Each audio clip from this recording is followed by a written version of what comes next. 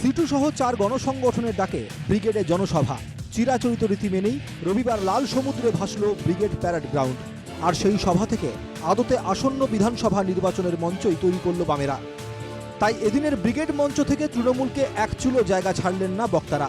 ইস্যুর অভাব নেই, তাই আক্রমণেরও কোনো কার্পণ্য দেখালেন না সেলিম, অনাদি, বন্যা টুডুরা। আরজিকর থেকে সাম্প্রতিক চাকরি বাতিল, সেলিমের ভাষণ থেকে বাদ গেল না কিছুই।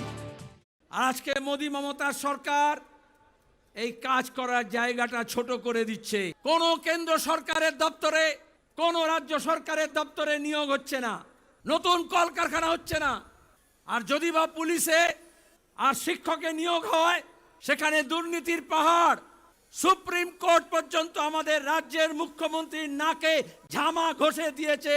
গত 2 বছর ধরে, 3 বছর ধরে তিনি যে ন্যাকামি করছিলেন, আজকে মানুষ বুঝতে পারছে। 26,000 জনের চাকরি গিয়েছে। এবারের ব্রিগেডের মঞ্চে বক্তা হিসেবে অভিষেক হলো ক্ষেতমজুর ইউনিয়নের নেত্রী বন্যা টুডুর। আর অভিষেকেই একের পর এক ছক্কা হাঁকালেন বন্যা। ক্রিকেটের প্রসঙ্গ টেনে 26শে তৃণমূলকে হারানোর হুঙ্কারও দিয়ে রাখলেন ক্ষেতমজুর ইউনিয়নের সভানেত্রী। ওনারা বলছে খেলা হবে, খেলা হবে। খেলা তো আমরাও করব, খেলা আমরাও করব, শেষ দেখে ছাড়বো। আমরা বলেছি ব্যাটও নেব, বলও করব। আর 26-এ আমরাও দেখিয়ে দেব, 26-এ নির্বাচনে আমরাও দেখিয়ে দেব। উইকেট আমরা ফেলবো 26-এ। বন্যা টুডুর কথাতে কার্যত শিলমোহর দিলেন মোহাম্মদ সেলিমও।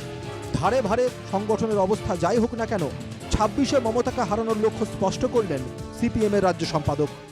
নেমে খেলবো যাতে এই চোর জোচ্চোর দুর্নীতিবাজকে 14 তালা থেকে টেনে হিঁচড়ে আমরা মাটিতে নামাতে পারি, সেই শপথ আমাদের নিতে হবে। যদিও সিপিএমের এই আত্মবিশ্বাসী মনোভাবকে মোটেই আমল দিচ্ছে না তৃণমূল বিজেপি কেউই।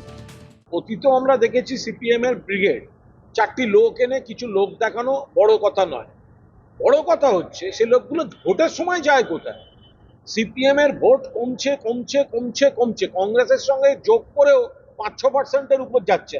মোহাম্মদ সেলিম বলে ফেলেছে যে বলে কলকাতায় দাঁড়াতে পারে না, চলে গিয়েছিল মুর্শিদাবাদে। ওখানকার ওনার মুসলমান ভাইয়েরাও ওনাকে প্রত্যাখ্যান করেছে।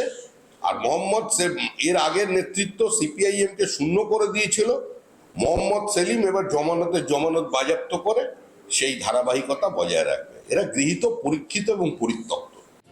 ব্রিগেডের লোক তো ভরল, ভরা জনসভা থেকে তৃণমূলকে হারানোর হুঙ্কারও দিল সিপিএম। কিন্তু এই ভিড় ভোটে পরিণত না হলে হুঙ্কারি যে শুধু সার হবে, সেটাও আগের নির্বাচনগুলিতে পরিষ্কার হয়ে গিয়েছে। তাই জয়ের স্বাদ তো দূর, শূন্যের গেরো টপকাতে গেলেও এখনো অনেকটা পথ পাড়ি দিতে হবে সিপিএমকে। ব্যুরো রিপোর্ট, এনকেটিভি বাংলা।